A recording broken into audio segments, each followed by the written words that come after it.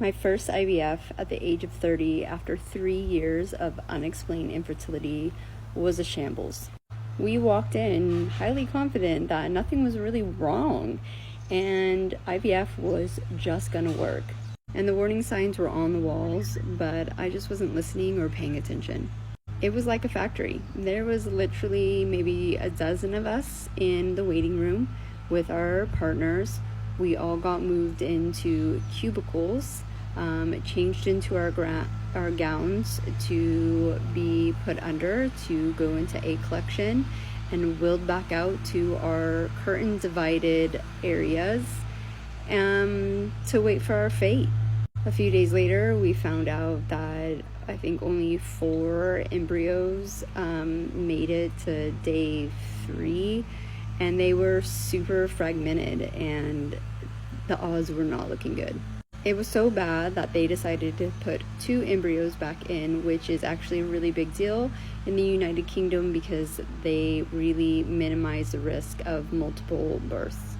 It obviously didn't work, and when we went back for our WTF appointment, they basically said the unexplained infertility is explained now because you have low egg quality, and there's nothing you can do to improve your situation. Just try IVF again.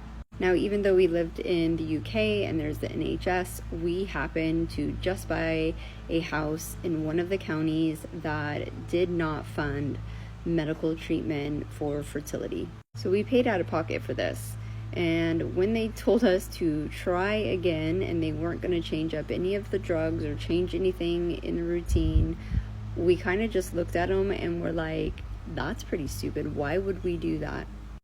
And to be honest, that's when my intuition really started to kick in. And I vividly remember sitting in that doctor's office with probably like my whole spirit team or the universe or whatever you want to call it, screaming down at me, telling me that was complete BS, that there was a way that you can improve your situation. And even though I consciously did not know how, what, when, where, and I didn't realize how much I was going to discover, it was pretty life-changing.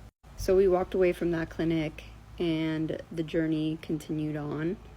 But that first round of IVF had to be such a shambles of an event on all levels for me to actually wake up. They say that you have to go through, some really hard, rough times to expand and grow. And now I can honestly say I look back at my fertility journey and am truly grateful for it, because it was the catalyst of not only gaining my health, my physical, my mental, my emotional, and spiritual health back, but I now am able to raise 2 beautiful boys to not have to go through, or at least minimize the chances of them going through all the shit that I had to go through.